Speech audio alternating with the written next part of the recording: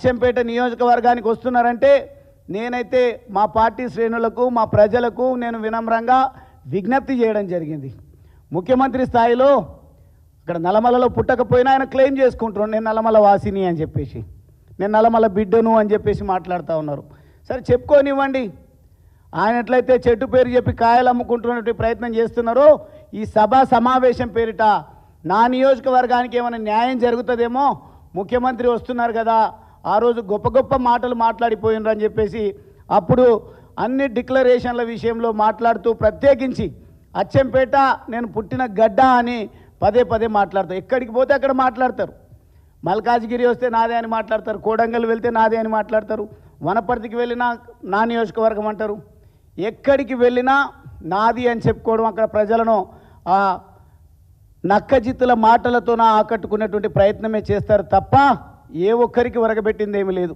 ఈరోజు చూడండి, కొండారెడ్డిపల్లిలో ప్రశ్నించినటువంటి ఆ గ్రామానికి ప్రజాప్రతినిధులుగా ప్రాతినిధ్యం వహించినటువంటి చావుకు, వారి చావులకు కారణమైనరు ఈ ముఖ్యమంత్రి గారు, ఈ ప్రభుత్వం. ఆ గ్రామానికి వెళ్తే వీళ్ళని పట్టించుకునేటువంటి పరిస్థితే లేదు.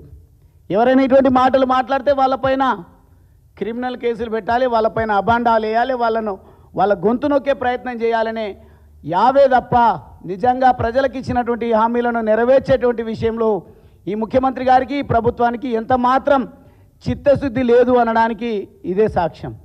ముఖ్యంగా ఈ బోరు మోటార్ల గురించి పెద్దగా అడిగింది ఏం లేదు.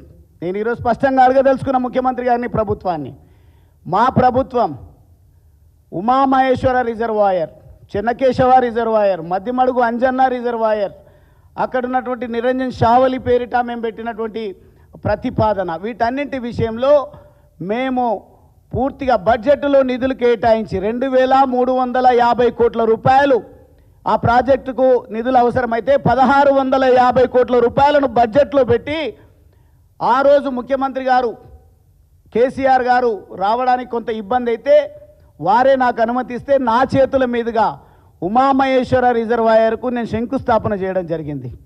ఎట్లయితే ఆనవాలు లేకుండా చేస్తా అని ప్రగల్భాలకు పలుకుతూ గొప్పలు మాట్లాడుతూ కుట్రపూరితంగా వ్యవహరిస్తున్నారో వారి కుట్రలు కూడా ఎక్కడ కూడా నడవని ఈరోజు ఈ ఏదైతే కాంపిటీషన్, ఏం కాంపిటీషన్ అది, సుందరీమణులు, ప్రపంచ సుందరీమణులు వచ్చి ఇక్కడ కాంపిటీషన్ జరుగుతుంది, ఎవరు కాదనటం లేదు.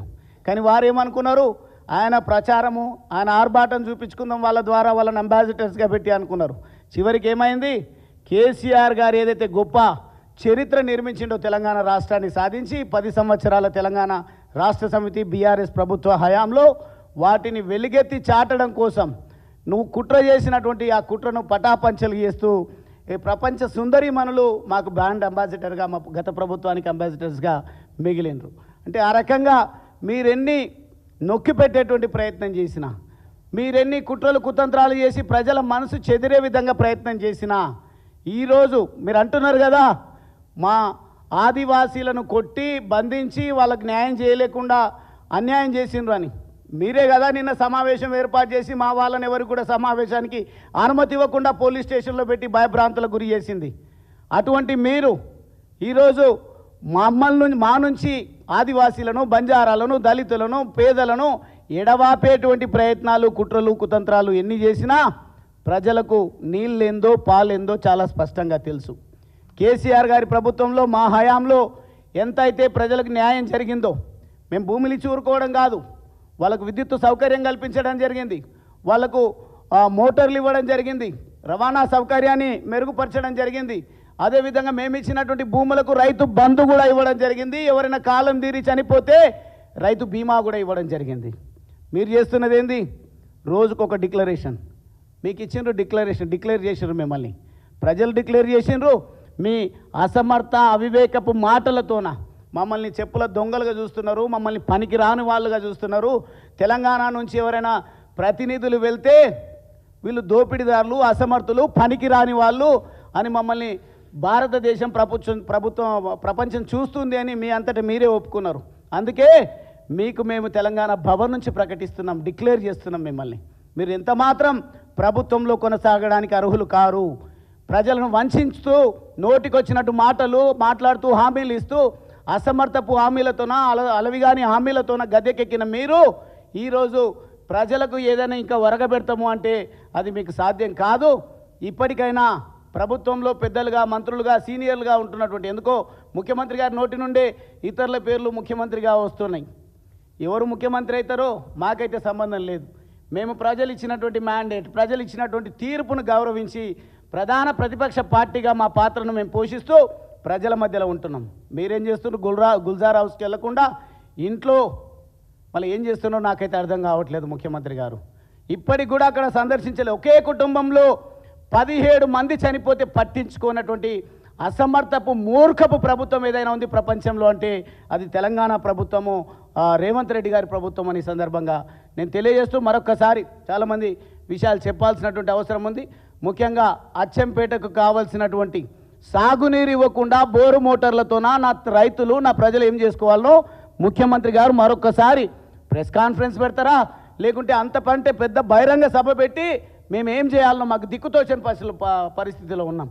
మా వాడే మా నియోజకవర్గ వాసే మా బిడ్డనే ముఖ్యమంత్రి అవుతాడు అని నమ్మి ఓట్లేసిందని మీరే చెప్పిండ్రు కదా. ఆ ప్రజలకు ఏ రకమైనటువంటి సహకారము చేయూతనివ్వబోతా ఉన్నారో, అచ్చంపేట నియోజకవర్గానికి ఏ రకమైనటువంటి సహకారాన్ని ప్రభుత్వం అందించబోతుందో అని నిన్న వేచి చూసినాం. ఇంకా వేచి చూసే పరిస్థితి లేదు. మీరు ఇంకేం చేయరు. నేను అడుగుతా ఉన్నా ఈరోజు నా మాట మేరకు అద్భుతమైన మెజారిటీతో నా ఎమ్మెల్యేని గెలిపించిండ్రు అని. నిజంగానే మీ మాట మేరకే మీరు చెప్పినటువంటి వాళ్ళ మాటల మేరకే సమావేశాలు సభలు నిర్వహిస్తామన్నారు తప్ప అక్కడున్నటువంటి గెలిచినటువంటి ఎమ్మెల్యే 0. ఆ ఎమ్మెల్యే ఏం చేయలేడు. ఆ ఎమ్మెల్యేతో ఏది కాదు అని చెప్పేసి నేనే ముఖ్యమంత్రి, నేను నన్నే నమ్మి మీరు ఓట్లేసిండ్రని చెప్పిండ్రు కాబట్టి ప్రజలు నిజంగా నమ్మిండ్రు. మేము కూడా నిజంగా ముఖ్యమంత్రి అవుతాడని ఆశతోన ప్రజలు ఓట్లేసిండ్రని ప్రజలను ఎక్కడ కూడా మేము చీత్కరించుకోవడం లేదు, అసహనాన్ని ప్రదర్శించడం లేదు.